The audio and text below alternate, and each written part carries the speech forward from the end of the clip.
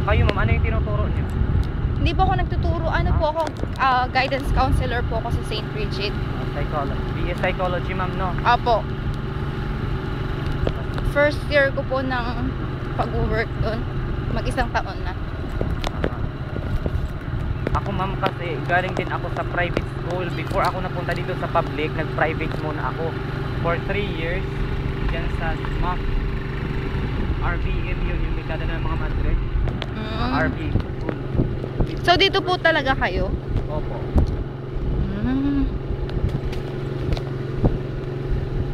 Malaki rin pala yung Manikani. Kasi yung kumbaga yung sarap rin.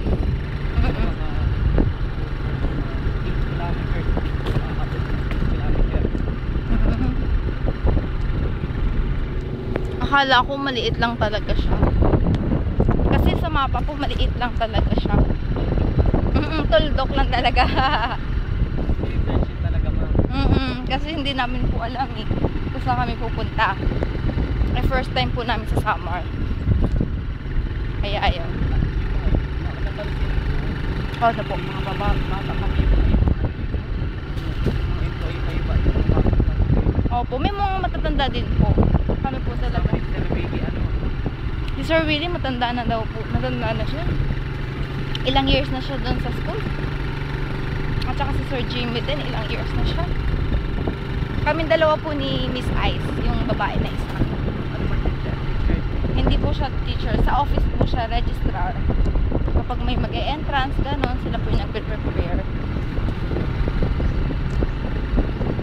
Si Sir Willie po yung yung teacher. Chemistry naman po siya. Foreman sila. Tinorto namin doon. Saan po kayong barangay?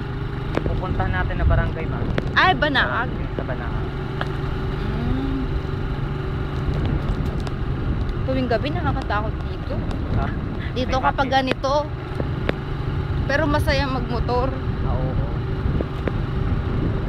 Ilan lang naman dito yung may motor eh. Okay. Wala naman po bang unusual thing dito? Hindi. Na Wala. May mga mumu, ganyan. Wala naman. Wala naman po. Wala. Alam niyo po yung biringan? Ano yung biringan? Yung sinasabi, kasi po yung may kaibigan po ako na taga Samar. Oo. Tapos, ayun po, nag-tips siya sa akin na wag ko daw gagawin yan. Yung kunwari, may magandang place. Wag daw ako bigla-biglang nagre-react, ganyan. Kasi baka kunin daw po ako, mga ganang tipo. Oo. Opo. Kasi dito ma'am, usually noon, kasi traditional yan. Kumbaga yung, depende lang yan sa naniniwala. Yung dati kasi noon, ganun talaga yung sinasabi na, baka dapat yun, huwag yung sasabi na pag na-appreciate mo yung lugar, okay lang yun. Hindi, wala ka, kumbaga hindi, wala kang sasabihin na Salita. oo. Hala. Pero hindi, noon pa yun ma'am. Kaya hindi naman na po, no? Transcend ngayon. Kasi sabi namin, hala, island pa man din yun. Paano kapag may nangyari, tapos wala yung signal? Paano na, tapos magkakalayo daw po kami. Kaya yun, iniisip namin. Pero maayos naman po. Masaya naman dito. Tsaka tahimik. Malayo sa gulo din. Isang island lang. Sana kagahapon pa nandito na kami. Tapos ako kasi yung pastoral president dito sa Banaag. Pinakuha ako ni Ate Cathy. Kunin mo daw yung mga si Sister Anya pumunta sa bahay. Tapos yung pinakuha yung mga yung pinapuntahan doon sila Sir Willie. Sir Willie. Tapos pinuntahan ko. Ano po ba yung malayo na barangay? Ito na. Sa Banaag po? Oo. Banaag, San Jose. Ito usually medyo malayo tayo na dito. Pero doon sa papunta na doon yung pang barangay, hindi naman gaano. Yung Muraon po, hindi naman. Pero depende po yun, no, kung saan ka galing.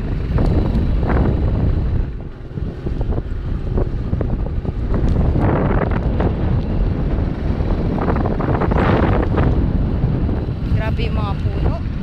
Sayang.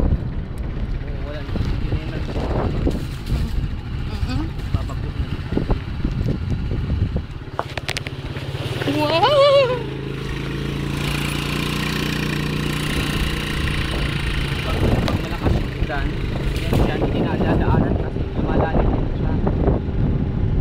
Pero ang dami talagang puno na sayang. Parang wala na. Kukunti na lang talaga. Ano lang yun?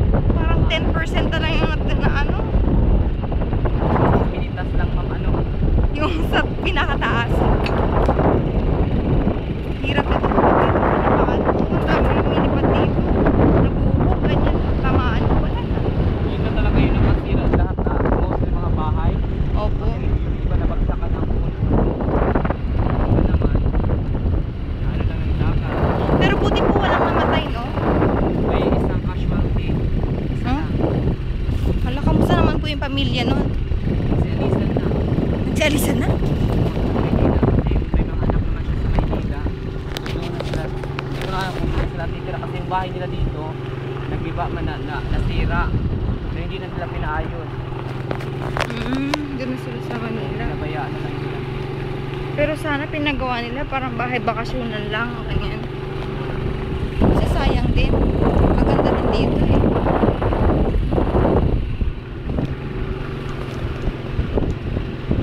Wow. Mabuti rin kasi high tide pa. So yung paniguan ninyo ma'am, ganyan din ma. Dahil sa asis ka nag-i-enjoy. Buti pa sila. Sa amin din po tabing dagat din. Tabing dagat din kayo? Natutuwa po ako kasi ano, yung mga crabs. Oo. Alimango. Natutuwa ako yung mga bata doon, galing nila manghuli. Bigla na lang umuwi na may hawak na sila. Kaya naiingit ako sa Manila, ang mahal. Ay, Tapos sinabi po nila na nagbibenta rin sila alimango, depende sa laki. Tapos yung ganun kalaki na pinakita po nila is 35 pesos isa. Opo, 35 lang sa Manila, 500 plus na yun. Naku.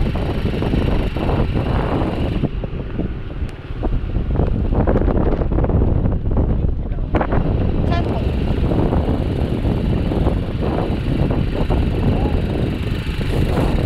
barangay ba na Ah, may bahay po dito? pa ang andalay ko na lahat ng barangay, ito yung mga barangay na yung mga bahay dito may kalayo. Ah! Wala yun po. Paring haba kasi yung ano dito yung mga bahay.